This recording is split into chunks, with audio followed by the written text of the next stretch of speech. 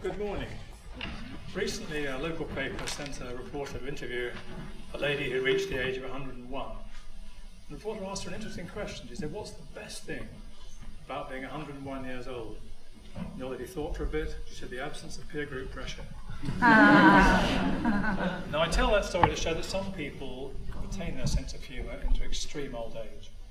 They enjoy life, they're plugged into what's going on, and in a sense, they're timeless. And this is what underlay some research Chris Middleton, who my colleague and I did 2 or 3 years ago, into mental aging. Not in the sense of neural pathways closing down, but in terms of mindset, attitudes and values. And we looked at some pretty chunky research, which took place over several years, into this very subject. Can somebody help me put this thing to working? Thank you very much indeed.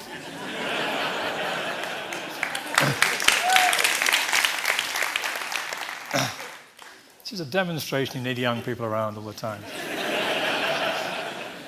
Now, the reality is that we do age over time. Well, some of us do. This is the point. The research we undertook was, in fact, it was done by a major research company, and it was done across Europe over several years. And it tracked attitudes and values of people in different age groups as they grew older. And several things emerged from it. And one of the most important things was, this, for instance, is a slide which demonstrates sociability. I like to have a good time in crowds. And this is a very good discriminator, because old people tend to be anxious in crowds. They worry about being touched up or oppressed. They're just not comfortable. Crowds are not a good place to be. Young people, on the other hand, love crowds. They love festivals, they love concerts, they love sporting events, because being there is what it's all about. Shared experience is very, very exciting, and you can't substitute it, which is why the big brands now sponsor big stadia like O2 and the Emirates and so on. So this is a very good discriminator. What you'll see on that bar chart is the left-hand end, they're 15 to 17-year-olds, and they love being in crowds and the shared experience. At the other end, there's under 30% of people who still love it, age 65-year-old plus. Now, what comes out in chart after chart across all the kind of attitudes you can measure in terms of sociability and openness to change and all those things is that people, firstly, start aging very, very young. Late teens, early 20s, some people are starting to get crotchety and old. But the 65 plus people, between 25 and 35% of people, whatever you throw at them, they're up for it. They are the young brains. And this, in fact, is what we deduced from that, which is there are young brains and old brains. And young brains are open to change, they're open to people, they love mischief, they love fun, they love creativity, they love inventing a better tomorrow. Now, the old brains, on the other hand, are anxious, risk-averse, negative, grumpy, I'm right, you're wrong, black and white, miserablist. They love the miserablist press, they love to be told the whole world's going to hell on a handcart. They just love their comfort zone of misery. In fact, they're a pain in the arse. But there are a lot of people that actually can retain their young brainness. And what we got to thinking about was, how do you actually fight this entropy of people falling off from the high 70s of loving all the things that makes us involved in society and aging in terms of attitude and values, so you're almost giving up and saying the whole thing is so dead and depressing and it's all dreadful. And we evolved from the research, and we looked very hard at Generation Y, which is people under 32 years of age, to see what they were doing and what they were thinking. And we discovered there were 6 wisdoms of today's youth. I'm not saying all youth is wise. A lot of youth is unattractive, they're selfish, they're self-possessed, they're self-centered, they're pretty ugly, basically. But there are some very, very good things about how youth are enjoining with today's society and living more effectively. And these 6 areas, which are highly textured and richly laden, are to do with that. And I'll give you 3 or 4 examples. The first would be that Generation Y kids are, by and large, diversity blind, which means that they don't see sex or age. They don't care whether you're straight or gay, or whether you're black or white, or whether you're Christian, Muslim, Muhammad, whatever. And when they hear old brains telling jokes about Pakis and queers, they just cringe. It's horrific.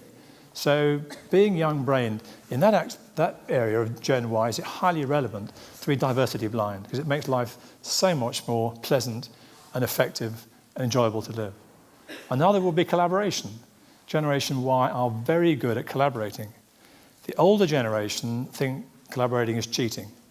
This is my idea, I'm not going to share it. Young people share information, they share wisdom, they get to better solutions in a very difficult and complex world we live in. Another would be adaptability. Young brains, Gen Y people, adapt flexibly to what's going on around them. Older brains tend to be linear, they go clunk, clunk, clunk, and they hit a stop point, and they get very angry, or they get very anxious, or furious. Gen Y never get around it. Another would be the move from management to leadership, which young brains and Gen Y are very, very sensitive to. Management, and I'm not knocking management because it's very important in some areas, is basically about control, it's about authority, title. I tell you what to do and you do it, or there'll be consequences. Now that is fine, but that is extrinsic motivation, carrot and stick. Leadership, where the whole thing is going and young brains, particularly Gen Y people, respond to so positively, is quite different. It's about encouragement, it's about uplifting people, inspiring them, and giving them a vision to buy into. It's about love, basically. So leadership is a very constructive, forward-looking thing about intrinsic motivation. People can identify with the mission, the vision, and they enjoy coming to work in the organization, and they're very effective within it. So you can see there are lots of ways that the younger generation are highly effective at living, and we can all, whatever our age, learn from. Now this brings us back to the generation gap. We can also learn, in bridging that we can learn from the wisdom of experience. Now I was very lucky in life and was very successful, and up to the age of kind of mid-late 40s, I led a kind of charmed life. I then hit the buffers and went from multi-millionaire on paper to having no job, no income, and no pension. And it was an exciting time, as you can imagine. I had a family which needed clothing, feeding, educating. I excluded my wife from that. She's very educated, but the children weren't. And I had to learn to survive, and it was a tremendously interesting period and challenging. But I'm so glad I had it in retrospect, because one of the wisdom's experience is that you can go through tough times and survive. So coming back to the generation gap, what have we learned? We learned basically that for old brains, it is highly relevant, because they know that today's youth are misbehaved, they are rude, they are arrogant, they're unpleasant, they're drug-taking, they're disgusting, and they won't listen to what I'm telling them.